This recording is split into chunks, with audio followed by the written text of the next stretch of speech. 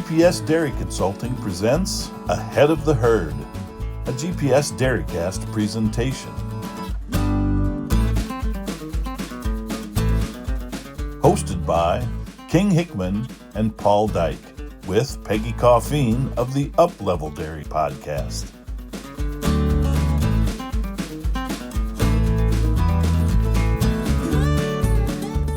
Sponsored by Alltech, working together for a planet of plenty. At Alltech, we believe agriculture has the greatest potential to shape the future of our planet. Every cow, every herd, and every farm plays a vital role in nourishing people and sustaining the land we all depend on. As a family-owned company, we share the same values that guide dairy producers: caring for animals, being good stewards of the land, and building a legacy for the next generation. As a worldwide leader in agriculture, Alltech provides solutions from the ground up, backed by science, and meeting your local needs with our global expertise. Together, we can provide nutrition for all, revitalize local economies, and replenish the planet's natural resources. Dairy is more than milk. It's community, stewardship, and a brighter future. Alltech, working together for a planet of plenty. Welcome back to Ahead of the Herd, the GPS DairyCAST where innovation meets insight and a little bit of laughter. I'm Peggy Coffeen from the Up-Level Dairy Podcast, and today we are diving into one of the most critical topics on dairies: leadership and labor. So whether you are hiring your first team or rebuilding one, this episode is packed with practical advice, stories from the field, and expert insights from Alltech's very own Jorge Delgado. Plus, stick around for a very special Moo-stery Guest that you won't want to miss. And now let's turn it over to our hosts of this special production of the GPS DairyCAST, King Hickman and Paul Dyke. Take it away, guys. Hey, welcome back to Ahead of the Herd, the podcast where innovation meets the milking parlor and leadership lessons come with a side of dry cow humor. There you go. I'm Paul Dyke. And I'm King Hickman. You know, Paul, I heard someone say that the other day that running a dairy is like building IKEA furniture, except instructions are in Spanish, half the pieces are missing, and the cows ate the Allen wrench. Yeah, I've been there, but instead of a manual, I get some duct tape and a thank you from a night feeder. That's all I get. Yeah, nobody reads the directions anyway. Yeah. So today we're talking about labor and leadership. What does it take to attract good people, to keep them engaged, and build a culture that turns your farm into more than just a job site? Well, it sounds like we're wandering off into a management rabbit hole again here, boys. Why don't we let folks know what's really coming up here today? Good point, Peggy. We're digging into the real world of building great teams and getting the best out of our people. That's right. Leadership, labor, and how to make your dairy a place people want to be. Let's get into it.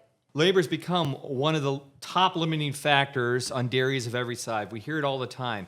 I could grow if we had more people, and I spend more time training than managing. Right. You know, I don't know if I've ever talked to a dairy person who, when I asked them why they expanded, they said because they wanted to manage more people. It's never the answer, right? Yeah, you know, we've gotten to the point where instead of saying, how do we get more milk per cow, or what's the milk per cow on the farm today, what's our retention rates? Right. You know, we've really moved to managing and measuring people. And when you look at the dairies that are really doing a good job with it, it almost becomes a competitive advantage for them, right? Because they do a good job, they can attract the people, they keep the people, and puts them ahead of everybody else. Well, and there's this myth that leadership is only about the owners, but really leadership happens at every level, entry level, mid-level. We have to instill that in all our employees. Well, that's why we talk about culture so much. You know, it's not what they get for swag when they join or anything like that. It's really consistency and creating an environment where people can feel like they matter, like they're part of something.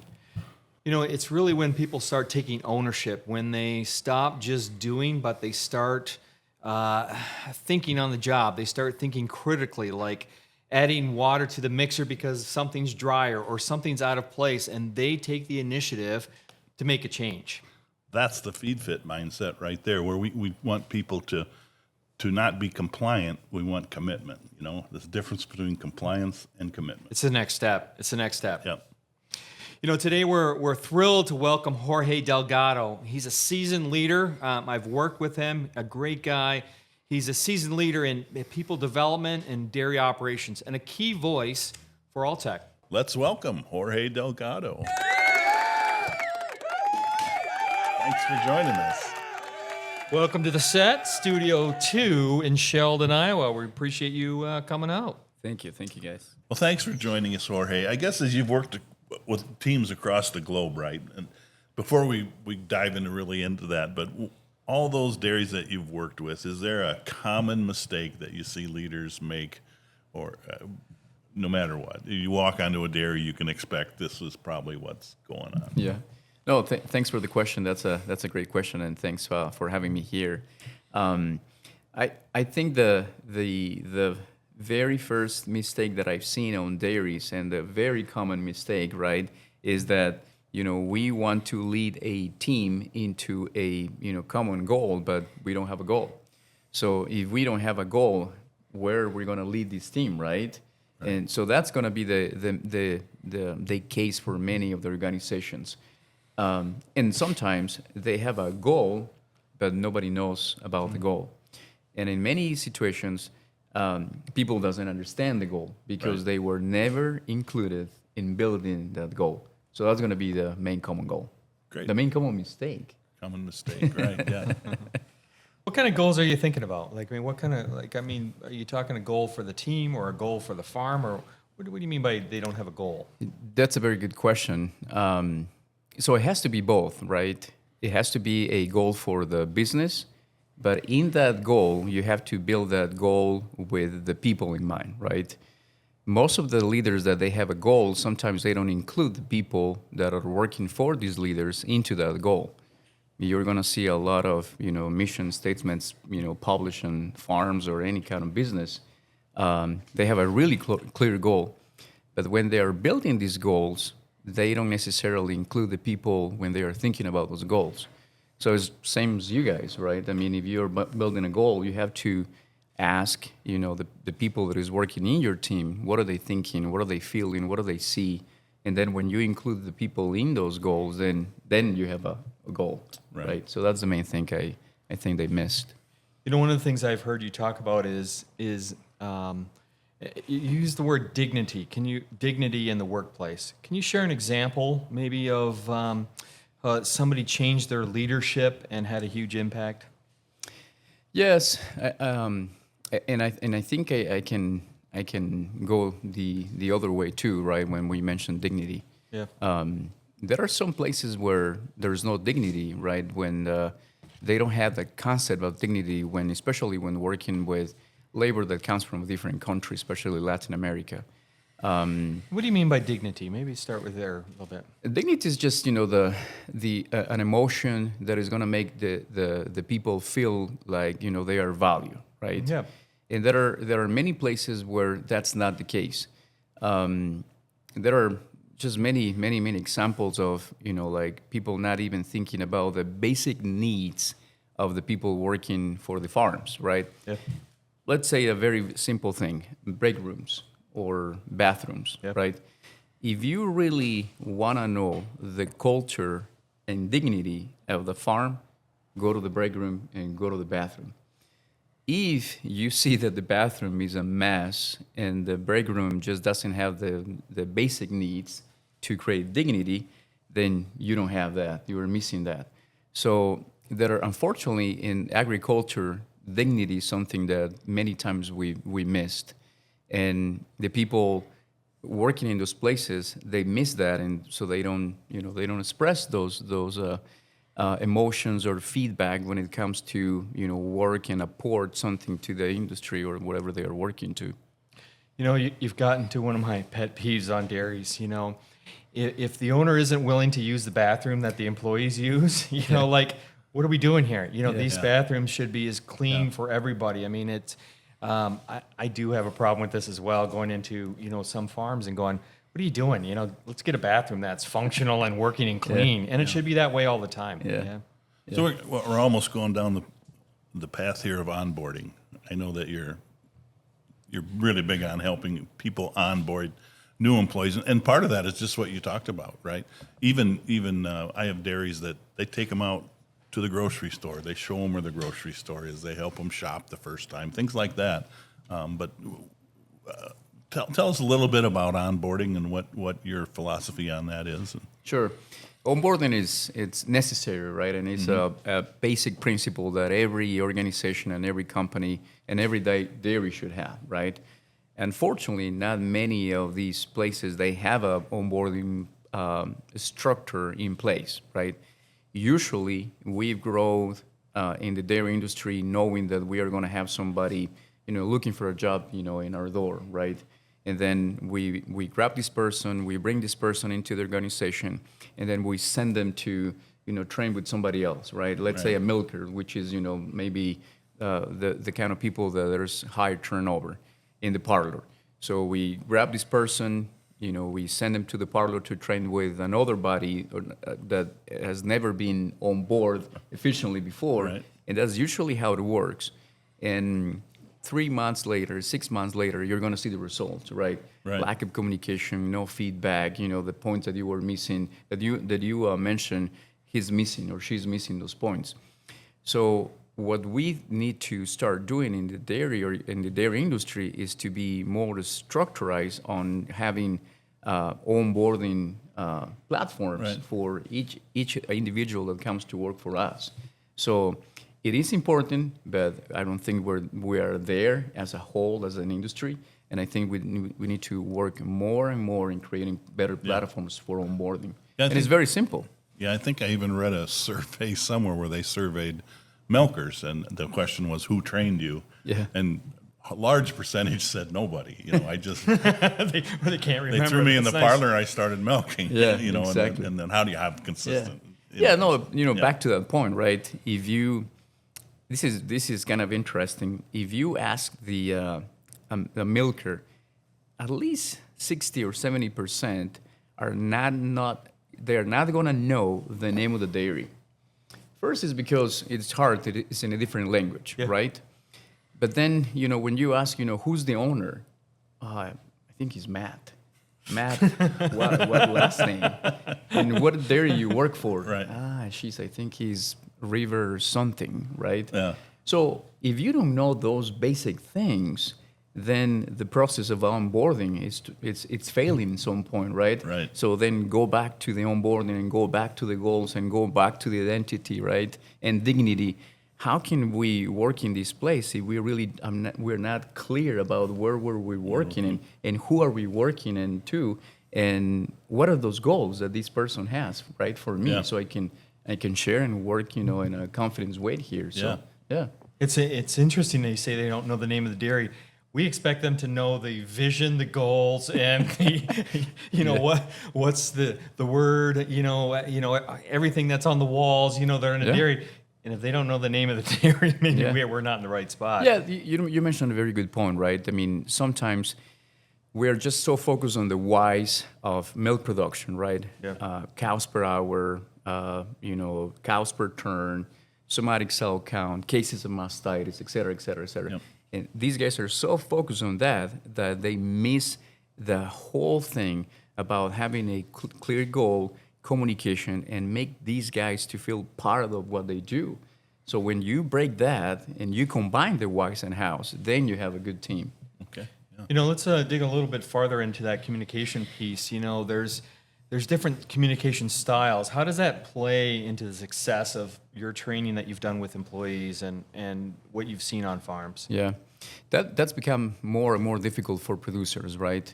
I don't know, in your experience, you guys have what you've seen, but usually, workers in this industry, they come from, of course, Mexico and Central America. Right. But more and more workers are coming from countries from Central America where there's not a lot of education. So no writing, no reading. So then the proper ways of communication are becoming harder and harder. So then we have to become more and more visual and more direct, right? But I think to answer to your question, I think in order to be able to communicate with the people, we need to identify ourselves, what kind of leader we are, and what kind of people we're leading. So there's going to be, in general, three kinds, right? It's going to be somebody that needs strict rules, somebody that you're going to tell, look, this is the way you have to do it, so you have to be very strict. Then there's going to be somebody that is going to be very emotional, right? And so you have to be a person that use that character to motivate that person. So you have to be very charismatic. And then there's going to be a lot of people they like to be delegated those functions, right? So you have to become delegational. So I guess the ways that you're going to communicate with people is going to be based on how or what kind of people you're going to communicate with. And you're going to find those three in this industry or many others. Well, that's great stuff. So how do you coach the leaders to manage when linguistically maybe they're not on the same page? Yeah. They don't speak the same language. Yeah. And we see that more and more dairy managers are speaking Spanish, I think, but Yeah. I don't speak very well. Yeah. So how do you coach those besides take some Spanish classes? Yeah. What you have to do is go to Mexico and be there for 6 months in an abandoned town, right, where nobody speaks English, right? So then you're going to be forced. I would starve and wither away and die. Well, there's one word easy that you can use, right? Tacos. Tacos. Cerveza. And then you're going to be fine, right? I think you have to be very visual now, right? You have to use a lot of information where it's going to be really easy for the guys to understand, right? And there's so many things right now that are, that are videos, that are posters, that are, handbooks with pictures included on. There are so many applications right now where you can record SOPs and things like that on your phone, and they can use QR codes. Most of these guys will have phones, but I think you have to be very careful and understand about who are you talking to, and you have to be, I think, very, very visual. Okay. Right, and in one thing also, you have to be very careful on the language that you use. Right, sometimes we are trying to be, in order to engage or to get into these guys, sometimes we use, words that are not okay, right? We use slang, so be very careful, right? Sometimes we learn the Spanish with the other people, right, that are working on the dairy, and we trust that Spanish is good, right? And then we learn that, and we'll talk to the guy, those words, and the guy is like, "Where do you learn these things?" That's very offensive. So very rude. So be careful, right, on the things that you learn. So, but be very visual. That's what it is. Yes. All right. Yeah. Yeah, I like. I'm aware of some of the things you're doing. You're creating a lot of milking videos, right? Or a lot more videos, right? And it's not good enough just to translate the Spanish anymore. We used to do that 10 or 15 years ago. As long as it's translated into Spanish, and you would see this huge. You'd go into a parlor and all the milking procedures in Spanish. You go, well, we've got it. We got it down. That's not good enough anymore, is it? No, it's not. It's not just that the visual stuff, right? Is just a piece of the puzzle, right? You have to follow up. You have to train. You have to be consistent. You have to be present. You have to be in the parlor in these cases, right? Or any other thing, right? I mean, you guys work with a lot of feeders. It's just a lot of follow up, right? You can create an SOP. You can be there with a guy training in software and things like that. But you have to constantly ask those questions, right? What do you need? What do you see? And these guys are very keen because these guys are in front of the cows. So it's just follow up, right? And the trainings and the whys and the hows, but not also just the follow up and then wondering about if they understand, the SOPs, but also mainly taking care of them as a person, right? As an individual, dignity again, right? Yeah. I mean, how do you feel? What tools do you need to do this job? How is your family? How are your kids? Interact and know these guys in the individual level. So then they can perform. So yes, it's not only documents, it's just, what goes behind that. So you do a lot of videos, you produce some videos. Maybe just go into a little bit about what you do for dairies and some of the things that you enjoy doing and that you think are most impactful on the dairies you work with. Yes, yeah. So first, I do a lot of coaching and training. So, I mean, as you know, most of the workers, that are working on dairy farms, they will come from Central America and Mexico. So their first language is going to be Spanish. I grew up in a dairy, and I went to college to get a degree in dairy. So what I do basically is when I go to the farms, I train these guys on many of the things that they do, all the way from calving, maternity, all the way to feeding. So I train feeders, I train calf guys, I train the guys working with the fresh cows, milking cows, et cetera, et cetera, et cetera. So that is my main role. But the main role in what is growing with our services is that we are doing more support for managers and leaders on creating those tools to lead a proper team on the right goals. And so we offer many, many tools like the videos, personality tests, evaluations, and many things that can help the managers and the owners to have the proper team working for a common goal. So where do you start if you were on a dairy and then the owner, the leader's kind of stuck? You start with, you said goals earlier, but where do you start with someone like that and work them through the system? Yeah, no, that's a great question. I think the first thing that we need to start is just to evaluate where these guys are, right? And usually what we do is we take a snapshot of the dairy. How we do that is we have all the workers meeting together, and we do a survey. And in this survey, we ask many questions about what do they think about the culture. There are many questions that are related about, to identify if there is a culture at the farm. When they take that survey, then at the end we can see, what are the points that are strong and the points that are weak. And so we start working with the weak points. There's goals, there's mission statements, there are job descriptions, there are SOPs. What is missing? There's they have dignity in the job. They have the resources and the tools that they need. So I think the first thing that we start with these kind of scenarios is just the survey. So then we know where we are and what are the areas that we need to work with. So you kind of, here's where we are today. Exactly. And then you visit with them about where do you want to be. Yes. Yeah, so kind of a little lead off of that is, we have a lot of farms where the next generation is coming in. So somebody's 25, 35, whatever they are, and they're kind of moving into some roles. What advice would you give to them, as they move into that? How do you help those folks, like saying, boy, I haven't quite done this before? No, that's a very good. So the first thing that they need to understand is that they are going to fail, and it's okay, right?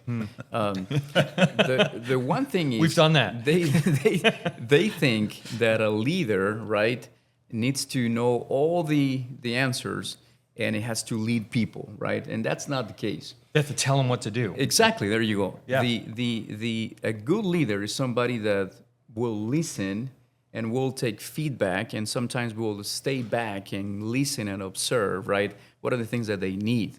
So instead of this guy, the person that is going to jump in this role and saying, look, I'm going to lead and I'm going to have all the answer for those questions, the first thing that they need to do is, see the scope, right? And listen and observe and know that they need to get out of the comfort zone and then start growing and then start learning. So in that process, they will work as a better leaders. So that's my advice for those guys moving in. So and be constantly listening. That's the thing. That's a huge word. And a lot of people, there's different forms of listening, right? Correct. There's hearing, and there's listening, Yeah. and there's active listening where you're really engaged in, Yes. and I think that's the key is to, Yes. Yep. to suspend everything and listen openly Correct. for what they Yep. have to say. Yes. Right. I don't Sorry think- I about don't the think- flies, by the way. We're trying to create a dairy environment. So that's why they No fly clear around. fly on Yeah, this right, dairy. Yeah, On this set. I think you didn't wash your boots, right? that's what I'm Biosecurity. Wow, King, you're Well, missing that. No, it's really the sorry. donuts in the background. We don't want to talk about That's the what it is. donuts. Yeah, the donuts are in the background attracting the flies. They've been spawning, yes. No, so tell me a little bit. Keep going down this operator. We've got some operators out there that are really good, with the X's and O's of running the dairy. Like they know cows, they know machinery. They're good ops guys, but they're not as good with people. Is there a next step for them? I mean, they can go in and listen, but should they just hire somebody? Can they hire somebody to take that role? I wonder. Yes, sometimes that's necessary, right? You guys work with owners and leaders on the dairies, Yep. and they are extremely busy with so many things, right? Nutrition, genetics, field work, HR stuff, legal stuff, so many things, right? And so when they are trying to work in these many areas, sometimes they don't like to work with people that's less favorite, right? Yep. You mentioned in the beginning, right? I want to expand, but I don't want to work with people, right? And that become a problem because you are not looking at the main source of, who's going to milk your cows, who's going to take care of your cows, your calves, your transition animals, et cetera, et cetera. So somebody needs to take care of that area. Yep. And sometimes you don't have the experience or sometimes you don't have the time, which happens a lot, right, in dairy farming. So yes, you should have somebody, especially somebody that is growing within the farm, right? We have cases in farms, especially clients of yours, that they've identified somebody that it was working in the system before, right? That person was a milker, that person was a herdsman, and then they see this potential and they move that person into that role. So somebody that growing within, that they know the business, they know the goals, they know the people, they know the culture, and they have a passion for that. So they move this person into that HR role, and then they start creating these platforms with the person, the right person in the right place, right? The onboarding process, the culture, the surveys, those kind of things. One of the things that I am so encouraged about our dairy industry is if you've been in it for a while, 15 or 20 years, you've seen people grow from entry-level positions, milkers, and now you see them running 5,000 cow dairies, being the key operator or the key manager. And boy, it couldn't make me more proud to see those, that progression on some dairies. Guys who have it figured out right. Yeah, yes. Maybe to kind of wrap it up, can you think of a story or a situation or where you really felt you transformed the dairy? You have an example of maybe what the situation was and what you did? Can I say names of the dairies? Maybe use code words if you want. We'll all know who it is. Okay, I'm not going to use the name of the dairy, but I'm going to say United. And so can I use that slogan or not, United? Go ahead. Yes? I think that, yeah. So It's on tape now. We're in trouble. when you say something that I've done, I think that is a wrong way to see it, right? Because I haven't done anything. The only thing that I have to do is to work with the guys at the dairy, right? So I have to have the cooperation, the collaboration, and an understanding with the people working behind those kind of things, right? Yeah. If I go by myself to a dairy and I try to transform a dairy, nothing is going to happen, right? I have so many examples where I go with the surveys and employee handbooks and things like that, and a week later or a month later, nothing is happening. Why? Because the leader, the owner, doesn't have the intention, the power, the authority, or the time to do those kind of things, right? So what I want to say is when the owner, when the leaders, when the farm managers, they have that vision, then I can come in and transform with them those dairies. Awesome. So that's the thing. So if they don't want to do it, there's nothing that I can do, right? I've been hired several times to those kind of things, and if they don't want to do it, they don't want to change it, there's nothing that I can do. But anyway, going back to an example, yes, there's a dairy in Minnesota where the owner, they saw the opportunity. He says, look, I want to create a culture for this dairy, so these guys will then identify with the goal, and they will stay here with us and be part of this business and success that we're going to have.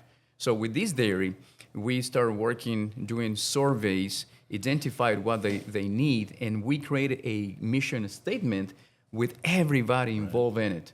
And we create a slogan and a logo with it. Yep.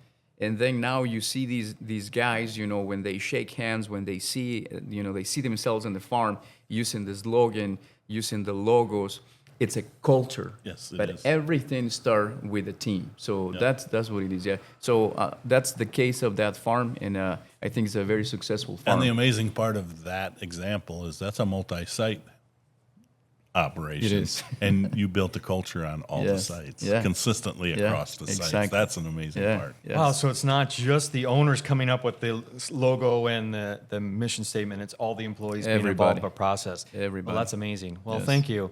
Well, thank you very much for having coming today. We really appreciate the stories and your insight. You've been a great asset to all the dairies that we've seen you work on. Thank you for coming today. You are welcome. Thank Yeah, you, guys. Thank you. Great asset for GPS Dairy Consulting. We appreciate the interaction that we get. Thank you. With Alltech's People Plus program, we offer training that is customized for your farm and built around the specific goals of your operation. Our training courses are bilingual, as well as being highly visual and hands-on, making it easier for your team to learn, engage, and remember. The goal of every session is consistent: empower your people to move forward in their careers with confidence. At Alltech, we believe the people who work on your dairy aren't just employees. They're part of your culture, your team, and your success. Through People Plus, we work alongside you to ensure your team members are on the same page, moving in the same direction, and fully aware of how vital they are to the success of your business. These trainings are practical, farm-specific, and even fun, helping to build a stronger, more connected workforce. Because when your people are aligned, your dairy thrives. Alltech, working together for a planet of plenty. Well, it's time, King. It's time for the merch The merch promo. All right. Paul, do you know that our customers, our viewers, can get their own GPS DairyCast t-shirt or hat? I did, but I also heard a rumor. I heard that the supplies are getting short. While supplies last, It's tight. They can It's get a tight, t- so get the orders in right away. yes, while supplies last, they can get a t-shirt for $25 or a hat for $18. And for our Spanish-speaking listeners, could you translate that? Y para la gente que nos está escuchando en español, tenemos ventas de camisetas por $25 y gorras por $18. Oh, so contact Angel Horn at gpsdairy.com. After that, they're going to go fast. So That's right. So call our merch or email our merch manager. Merch manager, Angel Horn at gpsdairy.com. Wear it proudly and be part of the herd. That's right. Well, Paul, it's time for the fun segment. And yes, it's time for another Moo-stery Guest. You know the drill. Peggy's back to facilitate as King and I go head to head to guess who's on the line. Yes. That's right. A friendly little consultant competition between King and Paul. And what are we playing for today, guys? Paul wants the title to my truck. Yes, I want the title. Ooh, I did get to take that thing for a joyride the other day. Yeah? Yeah. How fast does it go? You got to ask the local Sheldon All police right, yeah. officer how fast we were going. But this is our favorite part of the show, the Moo-stery Guest. This is where we have a special guest that's joining us. But King and Paul, you don't know who this No. person is. Not sure. No, Not sure. so it's a little game of Guess Who where you get to ask a few questions of this guest. They get to respond, and we'll see which one of you has the bragging rights and the right to drive that Ford Mustang convertible. You guys ready to play? Yes. I'm ready. Let's move. And mystery guest, are you ready? I am. I'm kind of intrigued of how this is going to work. So, yeah, let's get going. Let's go. All right, Moo-stery Guest, your first clue, please. Well, I have curly hair that came probably from my Irish background, and I have a passion for brewing and distilling. It's something that I studied and I really enjoy and have an opportunity to work in that area. That's a pretty bold combo. You work in the feed and nutrition space? Yeah, I work in that space as well. That's the main business that I'm involved in, mainly in the added value area.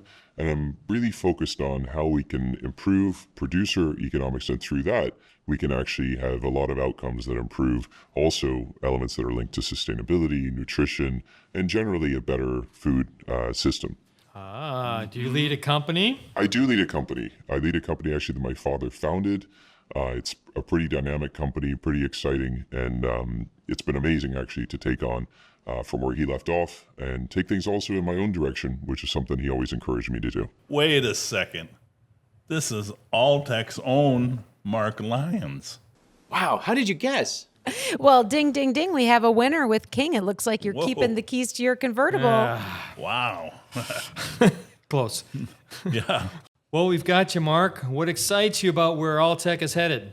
You know, it's been an incredible journey over the last years. I can't believe actually that my father passed now almost 7 years ago. And, you know, what we have done, I think we've been able to look at the business in new ways. We've built upon the things that he started, and we're bringing things yet into a new realm. And so I think what we've tried to do is create a business where we're maybe one of the easiest to work with in the industry, but also the most innovative. And I see so many incredible things that our people are doing each and every day around the globe, now selling products in over 140 countries. So really excited about where we go next. I think we've built the platform. We've launched our mission and vision for the company in 2019, working together for a planet of plenty. And I really see the fruits of that work now starting to be harvested, and it's exciting where we go next. And Mark, you've had the opportunity to work with leaders around the world. What, in your opinion, what separates great ag leaders from good ag leaders? I think that's a fantastic question. You know, one of the things I enjoy most about my job is that I do get to travel around the world, and I engage with so many different businesses. Those businesses are doing different things, but they're all kind of unified by one thing. And that thing really is that they are thinking about ways to improve what we're doing, improving our nutrition, improving our food system. The agri-food industry has such a noble purpose. We provide the food for this growing planet. And so when I think of the great leaders, they're linked by that purpose. They're connected, and they're connecting their people to that purpose.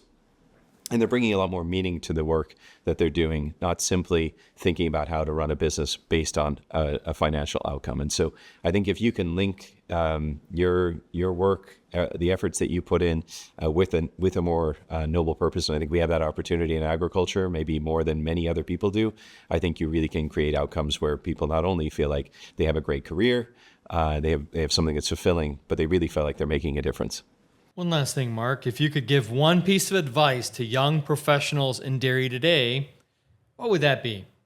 You know, I think one of the most important things is to keep learning. And I see a lot of people often early in their careers thinking about the title they have, thinking about the remuneration, the income they're getting. And we're competitive, right? You know, we want to do a little bit better maybe than some of our classmates. And I think it's the most important thing, though, especially early in career, start accumulating unique relationships, start accumulating experiences and knowledge. And I think if you can do that, you're going to have a very interesting career, and you're going to have a very successful career. And so I think that's something that perhaps is something that, you know, maybe the only piece I would add in is what you put in is what you get out. And so put the effort in, you know, put the effort in to connect with different people, to be curious. It's one of the values of our company. It's the thing that I always think about when I'm interviewing people. Do they have that curiosity that really should differentiate them? Well, Dr. Lyons, thanks again for being a great sport and taking the time to be here with us. We certainly thank you for doing that. We thank Alltech for being our sponsors. I don't know if we noted that we mentioned it right up front, but Dr. Mark Lyons is the leader of Alltech. So we're really very nice. lucky to have him Thank you for being on the here. show. Thank Yeah. you. Hey, thanks for the opportunity and the partnership. All right, it's time for the listener mailbag. That's right. So this is our part of the show where usually it's some of our listeners and some of your GPS DairyCast fans who are submitting questions from across the country and tapping into your insights. We have two questions for you today, and one right. All right, one we're ready. actually comes from in studio. In studio. Yes, Whoa. yes, it's Oh, the coming studio audience. from Amanda B. from Wisconsin, right. and she is looking for your tips on fly control. Oh, fly control. In fact, she actually would love a live demonstration of how you have been batting these flies off of you for the last couple of days as we've been recording here at our undisclosed location in There's Northwest probably Iowa. some on tape already. Yeah. The short-term and long-term strategies. Short-term, big fly swatter. Big fly swatter. That's what we need, one like this big. Yes. Long-term, Long term, No powdered Studio donuts in the 3, studio. no power donuts in the studio. Or something else that's growing in here. I don't know what. There's food in a corner somewhere. Yep.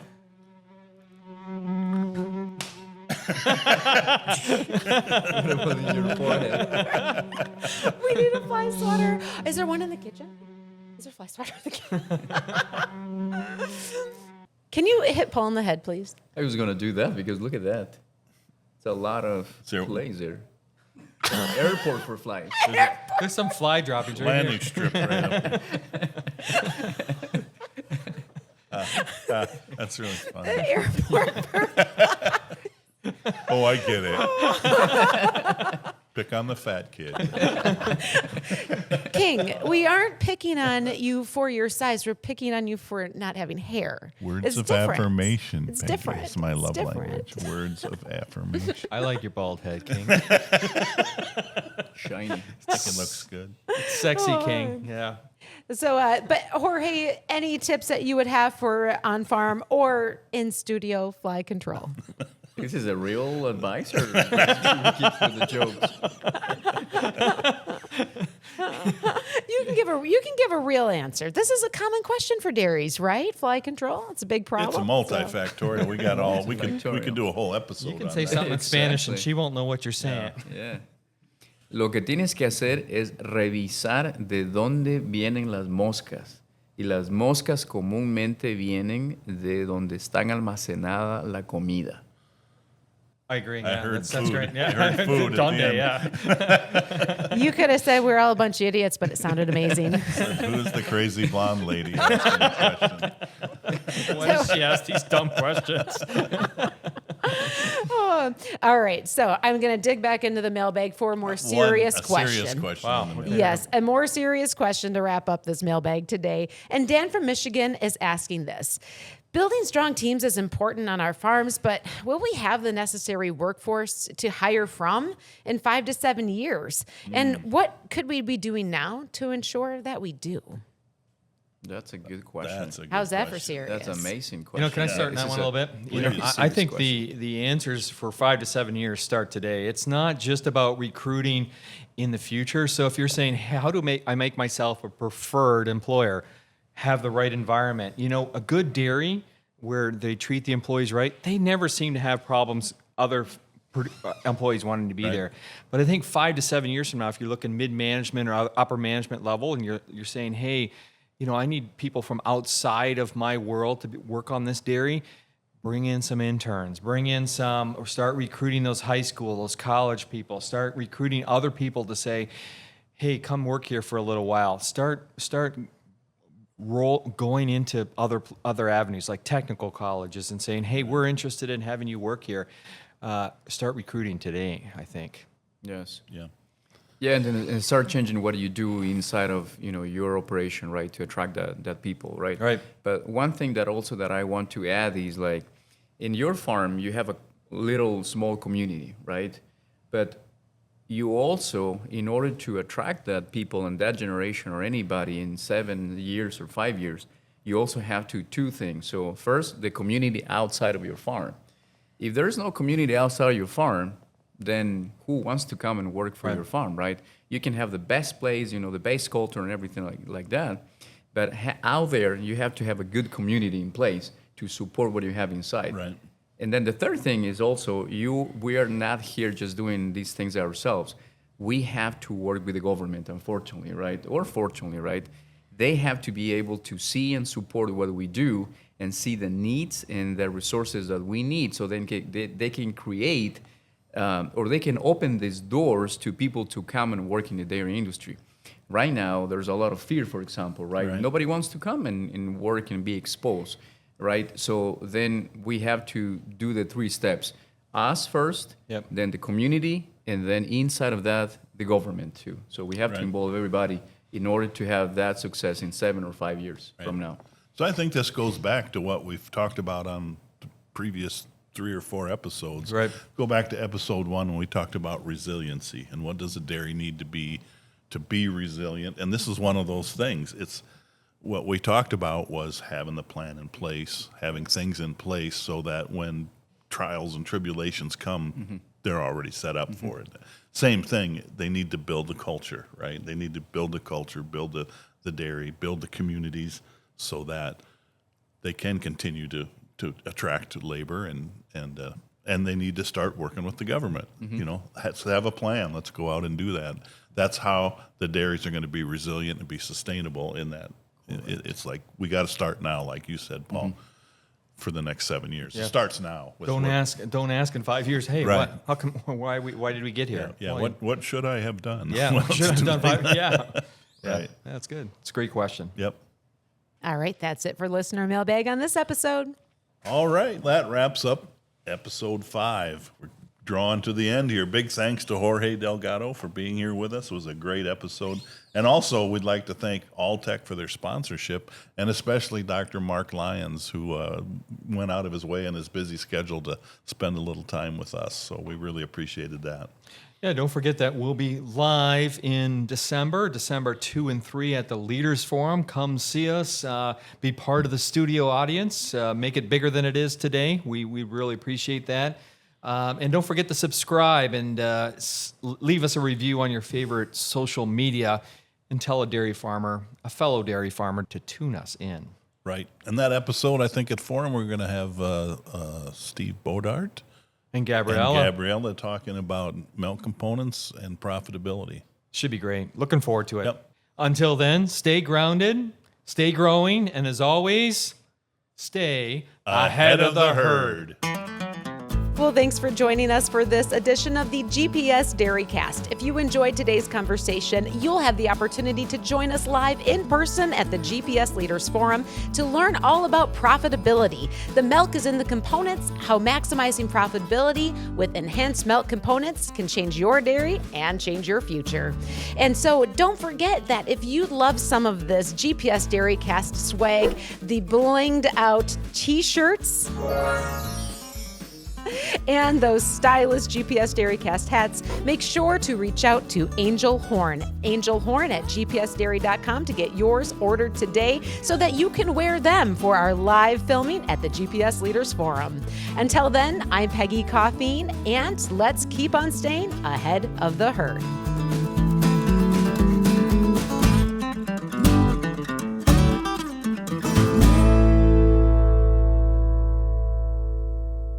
At Alltech, partnership is the heart of everything we do because we know the best solutions come when we work side by side with dairy producers like you. That's the foundation of our Forage Plus program. Together, we evaluate forage quality from the field to the feed bunk, using on-farm analytical tools like advanced aerial inventory measurements and detailed mycotoxin testing. By combining the knowledge of your herd with our team's expertise, we can uncover key opportunities to optimize your forage and feed programs. Our goal is simple: to make every acre, every bunk, and every bite work harder for your cows and for your business. Because when your forage is maximized, your dairy is too. Alltech, working together for a planet of plenty.